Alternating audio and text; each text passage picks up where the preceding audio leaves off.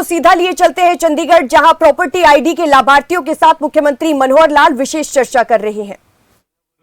समस्या विशेष को लेकर के ही बात मैं कर रहा हूं। हम जानते हैं कि युग ऐसा आ गया है कि इसमें हर चीज़ की अकाउंटेबिलिटी, हर चीज़ का हिसाब किताब, हर चीज़ का डाटा, जो भी संस्था, जो भी प्रदेश, जो भी जिला, जो भी देश मजबूती से रख पाएगा, इकट्ठा करेगा, तो उतना ही नागरिकों को उसकी आगे चल कर के सुविधा होने वाली है। क्योंकि सेवाओं की संख्या बढ़ती जा रही है, योजनाओं की संख्या बढ़ती जा रही है, आबादी का, विकास का, ये भी एक प्रकार से बहुत बड़ी मात्रा में हम आगे बढ़ रहे हैं। न केवल स्थानीय तौर पर बल्कि जिला, प्रदेश, देश और अंतर्राष्ट्रीय स्तर पर भी बहुत चीज़ों का आदान प्रदान जब होता है तो उसमें हमारा जो हिसाब किताब, हमारा डाटा, वो निश्चित होना चाहिए। हमें ध्यान में है कि सबसे पहले आदमियों की गिनती ये शुरू हुई, सेंसस शुरू हुआ, हर 10 साल में सेंसस होता था। बाद में हर व्यक्ति को एक पहचान दी गई, आधार कार्ड के साथ उसको जोड़ा गया, और आधार से आगे बढ़ते हुए हमें ध्यान में आया कि परिवार एक इकाई है, तो हमने परिवारों की संख्या ये गिननी शुरू की और उसके अंदर परिवार पहचान पत्र, फैमिली आईडी, इसका प्रयोग करके हम काफ़ी आगे बढ़े हैं। हमारा जो ज़मीन का हिसाब है वो भी हम एग्रीकल्चर का, लैंड का रेवेन्यू रिकॉर्ड, ये भी एक निश्चित मात्रा में रखते हैं। हर किसी ज़मीन का कोई ना कोई एक आईडी होता है, उसका एक नंबर होता है, उसी के हिसाब से हमारा व्यवहार आगे बढ़ता है। अब आगे बढ़ते हुए जब ये ध्यान में आया कि जो शहरी प्रॉपर्टीज़ हैं या गांव की रिहायशी प्रॉपर्टीज़ हैं, इनका हिसाब किताब हमारे पास प्राय ना के बराबर है, तो ये योजना बनी कि हमारी शहरी प्रॉपर्टीज़, उसकी भी कोई ना कोई पहचान बनाई जाए और उसको एक आईडी, एक पहचान ये दिया जाए। जो काम हमने हरियाणा में 2018 में शुरू किया, एक अनुमान के हिसाब से उस समय लगता था कि हमारी 42 लाख शहरी प्रॉपर्टीज़ हैं, लेकिन जब गिनती प्रारंभ हुई और अंत में गिन करके जब हमने देखा तो 42 के बजाय 46 लाख प्रॉपर्टीज़ निकली। और उस 46 लाख में अगर उस 2 भागों में बांटते हैं तो एक भाग है कि जो हमारी नियमित कॉलोनीज़ हैं, जो अप्रूव्ड एरिया है, उसमें 36 लाख प्रॉपर्टीज़ हैं, और जो अनअप्रूव्ड एरिया है, अनियमित है, और जिसको हम ये कहें कि जो कॉलोनियाँ ऐसे विस्तार होता गया बिना किसी योजना के, अवैध कॉलोनीज भी उसको हम कह सकते हैं, उसमें 10 लाख प्रॉपर्टीज़ हैं। इस काम को शुरू करने के लिए हमने एक कंपनी को काम दिया था। अब वो कंपनी पहली बार काम कर रही थी और ये काम भी हरियाणा में भी, देश भर में सबसे पहले हमने शुरू किया। स्वाभाविक है, जब इतना बड़ा काम होगा तो उसमें कहीं ना कहीं कोई कठिनाई, कोई समस्या भी हम पहले से सोचते भी थे और वो आई भी है। बहुत सी प्रॉपर्टीज़ का जो हिसाब किताब, लेखा जोखा, उसके जो विवरण भरने की जो स्थिति थी, उसमें बहुत सी गलतियाँ पाई गई, और उन गलतियों को जब हमने पहचाना तो हमने उसका एक पहला काम किया कि जितनी भी हमारी प्रॉपर्टी आईडीज़ हैं, जो संपत्ति की हमारी पहचान की संख्या है, उनको सबको वेबसाइट पर डालें।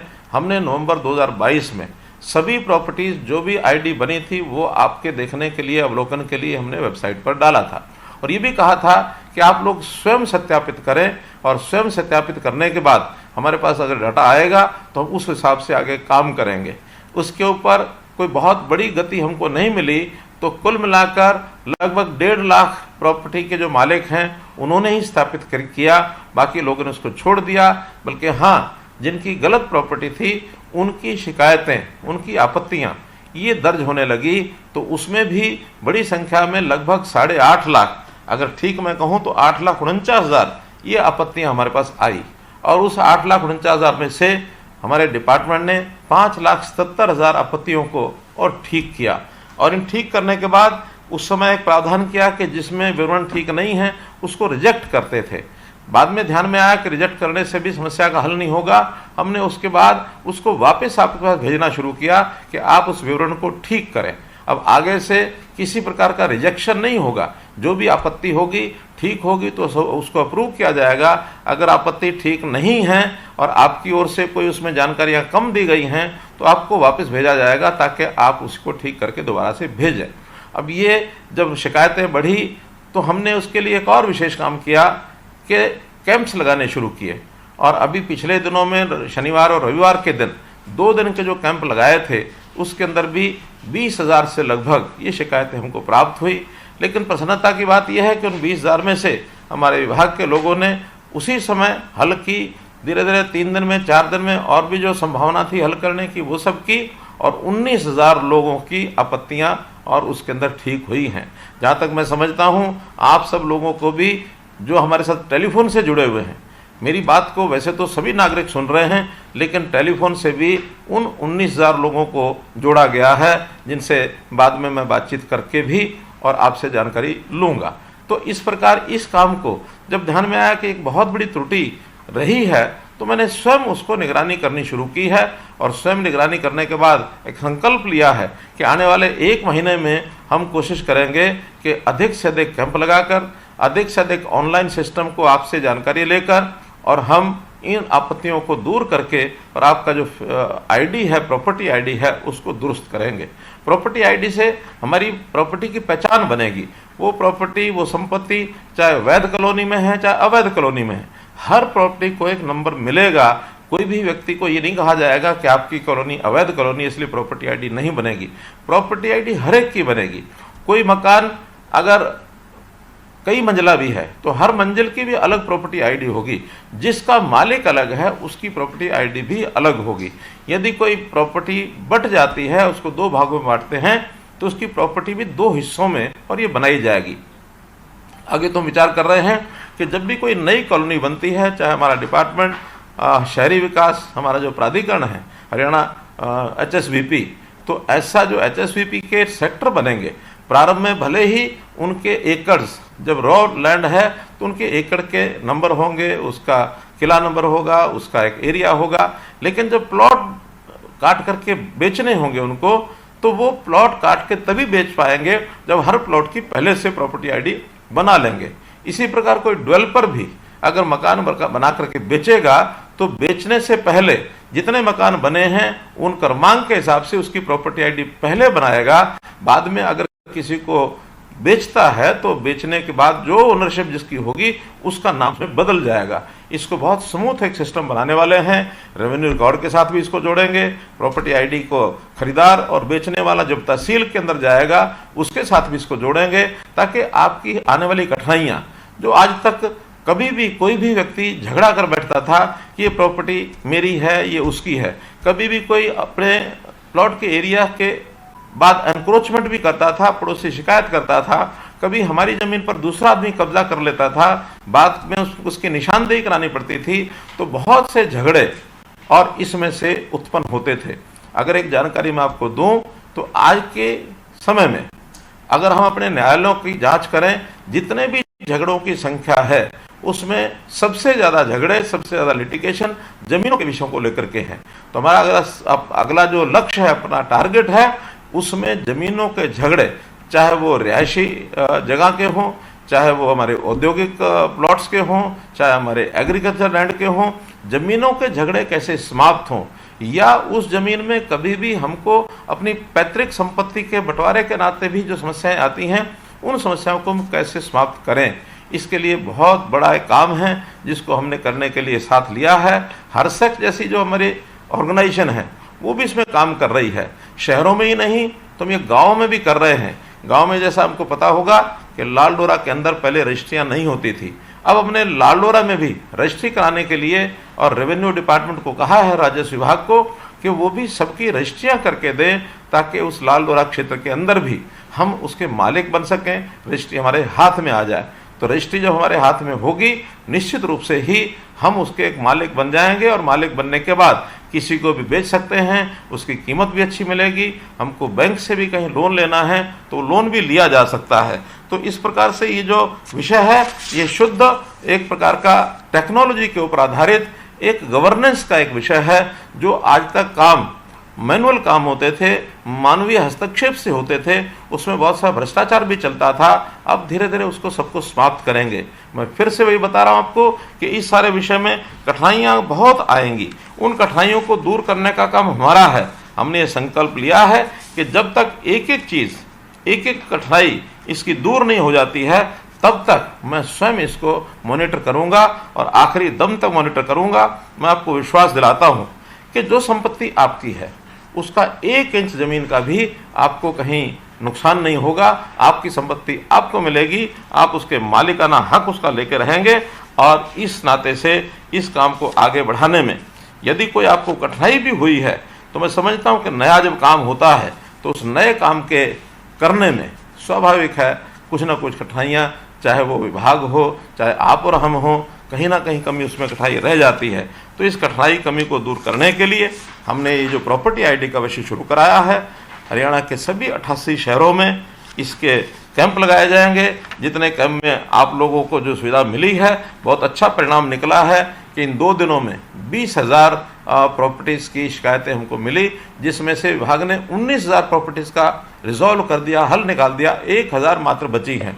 हो सकता है उस 1,000 में कोई कमी रही हो, कोई डॉक्यूमेंट की कमी है, वो भी सब आपको यानी एक प्रकार से बताया जाएगा। जो काम आपके करने का आप करें। एक विभाग को मैं ज़रूर निवेदन कर रहा हूँ कि हम जब किसी प्रॉपर्टी आईडी के बाद उसका आगे एनओसी या एनडीसी नो ड्यूज सर्टिफिकेट लेना होता है, उसमें कौन कौन से डॉक्यूमेंट हमको चाहिए, उसका सबका एक लिस्ट हम अपने सभी जितने कार्यालय हैं स्थानीय निकाय के, उन सब में चिपका कर रखें। आम आदमी को भी पता होना चाहिए कि एनडीसी लेने के लिए मुझे कौन कौन से डॉक्यूमेंट चाहिए। ऐसे ही तहसीलों में रजिस्ट्री कराते समय भी कौन कौन से डॉक्यूमेंट की आवश्यकता पड़ेगी, वो सारे भी वहाँ हम राजस्व विभाग के माध्यम से वहाँ चिपका के रखेंगे, ताकि लोगों को पता लगे कि इस डॉक्यूमेंट के कारण से मेरी रजिस्ट्री रुकेगी। अब इन सब बातों को करने के पीछे उद्देश्य ये है कि हम लोग जो हमारी अवैध कॉलोनी बनाने का जो एक प्रचलन हो गया था, उसको समाप्त कैसे करें, और समाप्त करके हमारी जो प्रॉपर्टी है वो सही और एक प्रकार की नियमित तौर पर वो रहे, कभी कल को कठिनाई हमको ना आए। अनियमित कॉलोनियों का प्रचलन बंद करने के लिए हमें थोड़ी सख्ती भी करनी पड़ी है कि अनियमित क्षेत्र के अंदर अब रजिस्ट्रियाँ बंद करनी पड़ी। रजिस्ट्री बंद करने के बाद अब ये भी अच्छा लग रहा है कि अब अनियमित कॉलोनियाँ यानी प्राय आगे नहीं बढ़ रही हैं। हाँ, पिछली जो अनियमित कॉलोनियाँ हैं उनको नियमित करने का भी हमने एक अभियान चलाया है, चाहे हमारा स्थानीय निकाय विभाग हो अथवा टाउन कंट्री प्लानिंग हो। अभी तक 2000 कॉलोनियों की और नियमित करने के प्रार्थना पत्र ये हमको मिल चुके हैं। इन 2000 में हमारा स्टाफ, हमारे इंजीनियर्स सब उसके अंदर अप्रूव करने के लिए उसका सर्वे कर रहे हैं, और बहुत जल्दी, जैसे हमने 2016 में लगभग 700 के आसपास कॉलोनीज़ को अप्रूव किया था, ऐसे ही इस वर्ष में 1000 से ऊपर कॉलोनीज़ ज़रूर नियमित होंगी। धीरे धीरे अब जैसे जैसे नियम उनका सर्वे होता जाएगा, सर्वे के बाद हम सब कॉलोनी को अप्रूव करेंगे। अभी तक एक शर्त थी कि हर कॉलोनी जिसको नियमित करना है उसका RWA का कोई ना कोई स्वरूप होना चाहिए। आज से मैं ये घोषणा करता हूँ कि हम RWA की आवश्यकता नहीं रहेगी। कॉलोनी का यदि एक व्यक्ति भी और कोई आकर के अपनी एप्लीकेशन देता है कि हमारी कॉलोनी अनअप्रूव्ड है, उसको अप्रूव किया जाए, उसका भी सर्वे कराया जाएगा, और सर्वे करा करके और हम आगे बढ़ेंगे। इन सब बातों को करते समय एक बात ज़रूर आपको मैं कहना चाहूँगा कि कई बार इस प्रोसेस में गलती हो जाती है।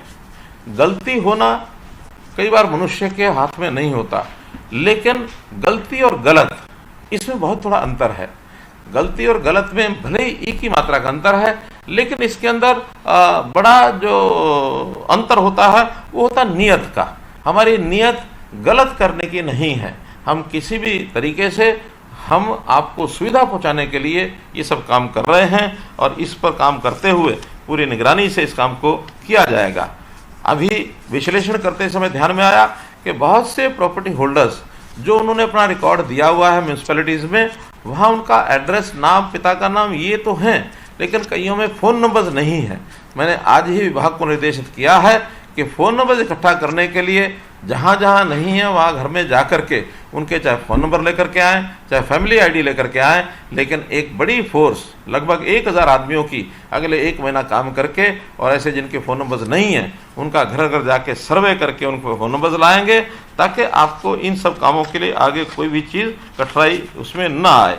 तो इस प्रकार से इस काम को करने में हम लोग आगे बढ़ें, और मैं समझता हूँ कि एक बड़ी समस्या को झेलते हुए, इसका हल करते हुए हम भी आगे बढ़ रहे हैं। 1 महीने के बाद ये सब समस्याएं हल हो जाएंगी, ताकि जिस व्यक्ति की प्रॉपर्टी आईडी नहीं बनी है प्रॉपर्टी आईडी बन जाए, और जिसकी आईडी बन गई है उसको अगर कहीं उस ज़मीन का व्यवहार करना है, बेचना खरीदना है, तो उसको एनडीसी का एक सर्टिफिकेट मिल जाए। टाउन कंट्री प्लानिंग से जब कॉलोनी हमारी अप्रूव हो जाएगी तो उनको एनओसी मिल जाए, तो एनओसी एनडीसी मिलने के बाद हम अपनी ज़मीन का व्यवहार कर पाएंगे। तो भले ही आज तक इन चीज़ों का ध्यान नहीं किया गया था, लेकिन बदलते हुए इस युग में हमें जैसे हर एक चीज़ को बहुत एक सिस्टमेटिक करना है, ताकि आने वाली पीढ़ी को भी हमारी इस प्रॉपर्टी के कारण से जो कठिनाइयाँ हमें आ रही हैं वो उनको ना आए। इस उद्देश्य को लेकर के इस काम को हम कर रहे हैं। आपके सामने एक विषय रखा, आपने इसको सुना, बहुत बहुत धन्यवाद, बहुत बहुत आभार। तो प्रॉपर्टी आईडी के लाभार्थियों के साथ मुख्यमंत्री मनोहर लाल विशेष चर्चा कर रहे थे और उन्होंने कहा कि हम सबसे पहले आधार कार्ड लेकर आए और लोगों को यहां पर एक नई पहचान दी गई और उसके बाद परिवार पहचान पत्र लोगों को दिया गया और साथ ही अप्रूव्ड एरिया प्रॉपर्टी और अनअप्रूव्ड एरिया की प्रॉपर्टी के बारे में भी जानकारी दी और कहा कि प्रॉपर्टी आईडी की शुरुआत 2018 में की थी। हरियाणा के 88 शहरों में अब कैंप लगाए जाएंगे। रेवेन्यू रिकॉर्ड अपडेट होना जरूरी है, ये बात मुख्यमंत्री मनोहर लाल की तरफ से कही गई है और पीपीपी से लोगों को लाभ हुआ है।